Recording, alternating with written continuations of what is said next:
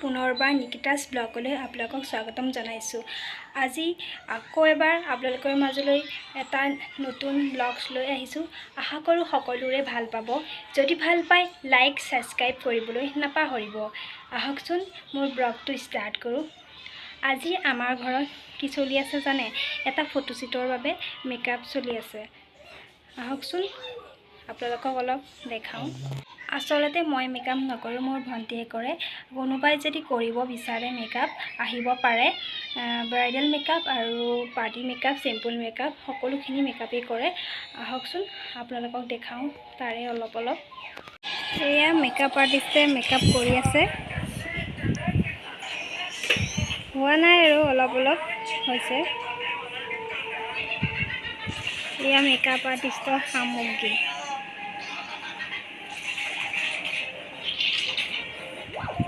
আমাৰ গুণগুণে কি কৰি আছা? কিবা কাৰ্টুনত লাগি আছা ন?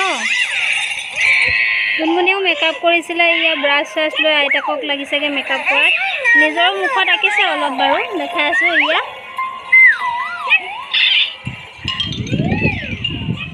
এয়া মেকআপৰ কিছু সামগ্ৰী ইয়াতো আছে। এইযোৰ কাপোৰ, আজি এইযোৰ কাপোৰ পিন্ধাব। সেয়া আৰু লাষ্টত আপোনালোকক দেখাই আছোঁ। সম্পূৰ্ণ ভিডিঅ'টো আপোনালোকে চাই থাকক।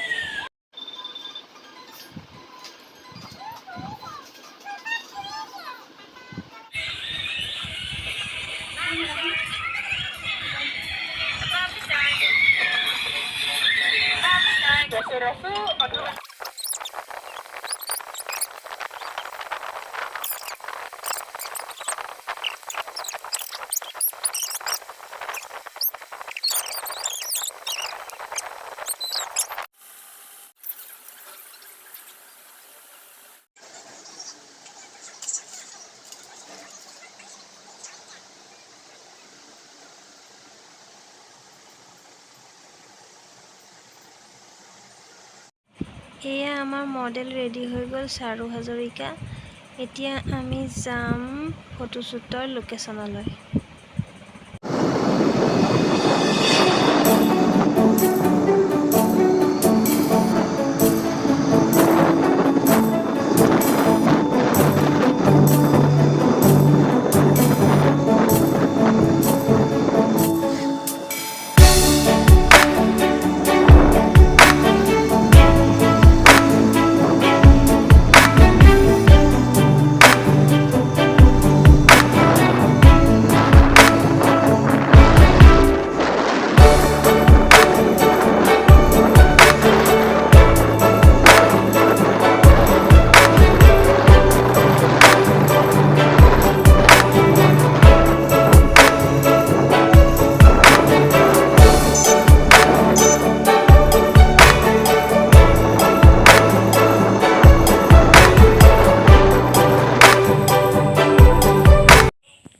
ফটোশ্বুটৰ লোকেশ্যন আহি পাই গ'লোঁ, আকিনৰা।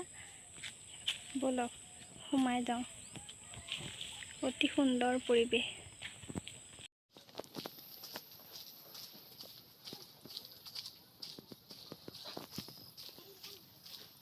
এনেকুৱা ধুনীয়া পৰিৱেশ মাজত। এইপিনে গাড়ী পাৰ্কিং কৰিব পাৰে। ইফালেদি যাব লাগিব।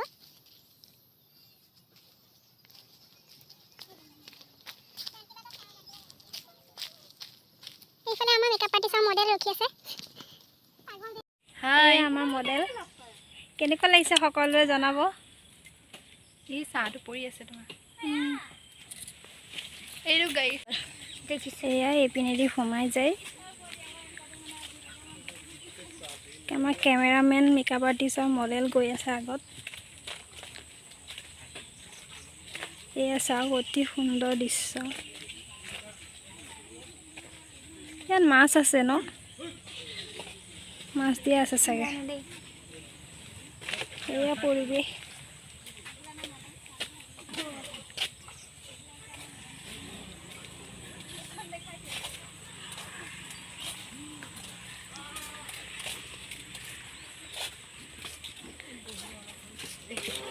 কেমেৰামেনে শ্বুট কৰি আছে মাছ মাছ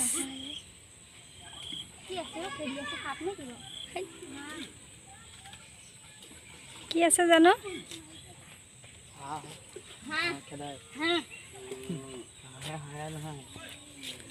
এই আমাৰ ফটোশ্বুট চলি আছে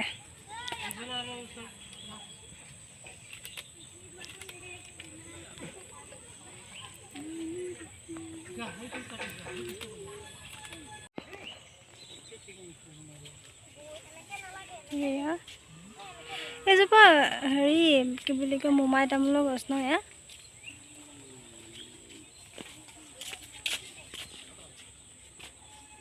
এইজোপা কি ফুল নাজানো দেই মই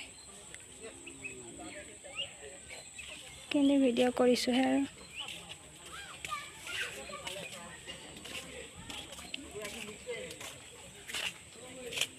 ইমান ধুনীয়া পৰিৱেশ বা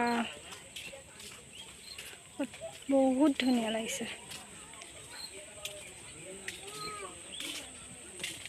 এইজোপা কি ফুল বুলি কয়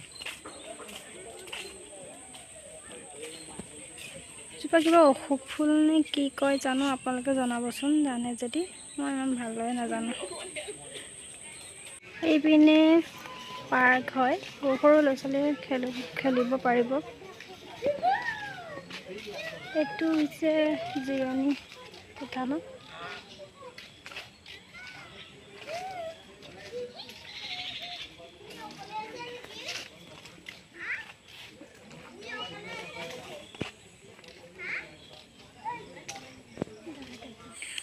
আমাৰ এতিয়া যাবলৈ হ'ল বহুত ধুনীয়া প্লেচ আপোনালোকে আহিম বুলি ভাবিলে আহিব পাৰে ফটোশ্বুটৰ বাবেও বহুত ধুনীয়া ঠাই চাৰিওফালে সেউজীয়া সেউজীয়া বহুত ধুনীয়া লাগে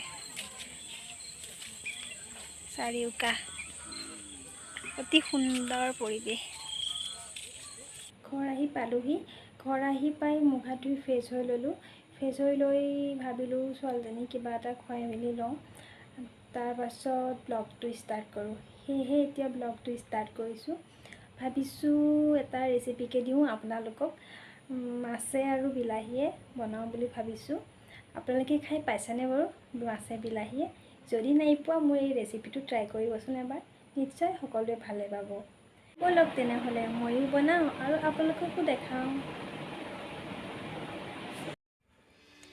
এয়া মাছখিনি নিমখ হালধি দি সানি ল'লোঁ সানি লৈ কেৰাহী এখন গৰম কৰি তাত তেল দি মাছখিনি দি দিছোঁ লাহে লাহে এপিচ এপিচকৈ গোটেইখিনি মাছেই দি ল'ম আৰু এই মাছখিনি লগতে মানে লুটিয়াই দিব নালাগে ভাঙি যোৱাত সন্দেহ থাকে অলপমান সিজাৰ পিছত মাছ পিচ লুটিয়াই দিব লাগে এয়া গোটেইখিনি মাছ দি ল'লোঁ মাছখিনি অলপ ৰঙচুৱা হোৱালৈকে ভাজিম এয়া অলপ ভাজাৰ পিছত লাহে লাহে মাছখিনি লুটিয়াই দিব যাতে মাছখিনি নাভাঙে লাহে লাহে দিব এয়া মাছ মোৰ হৈ গৈছে এইকেইপিচ মই কাঢ়িলোঁ মাছ আৰু 2 পিচমান আছিল এইকেইপিচো মই লাহে লাহে দি ভাজি লৈছোঁ আগৰ নিচিনাকৈ অকণমান ৰঙা হোৱাৰ লগে লগে লৰাই দিলে লাগিব যদি লগত দি পেলাই লগতে লৰাই দিয়ে ভাঙি যাব পাৰে মই আকৌ কৈছোঁ এয়া চাওক ভাঙা নাই অলপো লাহে লাহে লৰাব লগতে মাছটো দি লৰাই নিদিব অলপ সময় ৰৈ ল'ব এয়া মাছ ভজা হৈ গ'ল ৰঙচুৱা হৈ গ'ল এতিয়া মই কাঢ়ি আছোঁ এতিয়া মই বাকি থকা তেলখিনিতে পিঁয়াজখিনি দি দিছোঁ পিঁয়াজখিনি অলপ ৰঙচুৱা হোৱালৈকে ভাজি থাকিম মাছৰ পেটু অলপ আছিল সেই পেটুখিনি মই এতিয়া ভাতৰ লগত ভাজিম বুলি ভাবিছোঁ পিঁয়াজখিনি অকণমান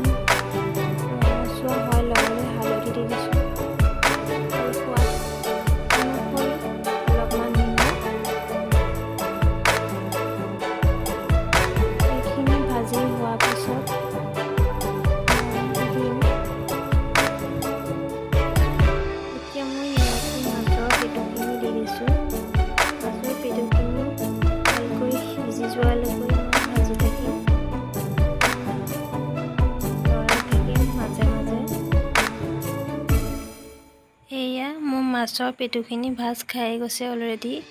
আচলতে মই মাছৰ পেটু বুলি ভাবিছিলোঁ, কিন্তু পেটু নহয়, মাছৰ তেলহে। সেইবাবে মোৰ তেলখিনি অলপ বেছি যেন লাগিছে, আৰু সেইবাবে মই ভাতটো বেছি দিয়া নাই, কাৰণ পেটু তেনেকৈ নহয়, তেল হৈ গ'ল। সেইবাবে মই ভাতটো অলপ কমাই দিছোঁ। আপোনালোকে নিজৰ জোখত কম বেছি কৰিব পাৰে। লাহে লাহে মই ভাতকেইটা ভাঙি দিছোঁ, এটা এটাকৈ হোৱাকৈ। মোৰ মাছৰ পেটুখিনি ৰেডি হৈ গৈছে। মই মাছৰ পেটুখিনি আচলতে পেটু নাছিলে, তেল আছিলে, সেইবাবে মাছৰ তেলটো অলপ বেছিকৈ ওলাই গ'ল। আপোনালোকে সেইখিনি সাৱধানে থাকিব, চাই ল'ব মাছৰ পেটু নহয় তেল।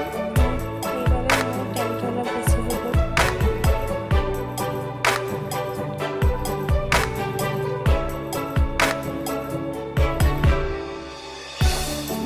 চাইজত কাটি লৈছোঁ, আপোনালোকে নিজৰ চাইজত কাটি ল'ব পাৰে। এনেকৈ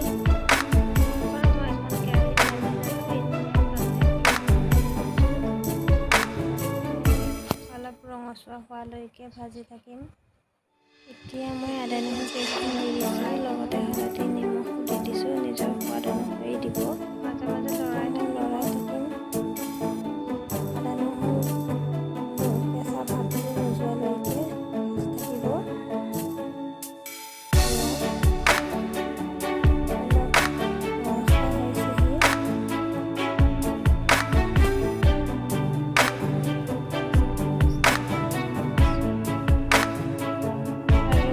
লগতে কাশ্মীৰ ৰেড চিলি পাউডাৰ 1 চামুচ দি দিছোঁ।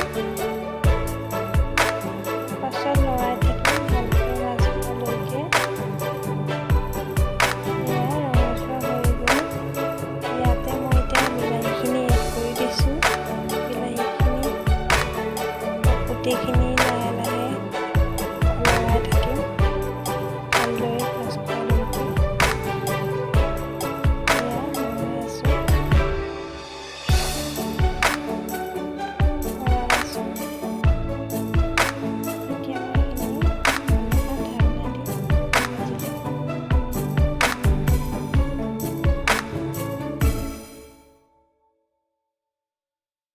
এয়া ভাজ খাই গৈছে, লগতে মই এতিয়া পানীখিনি এড কৰি দিছোঁ।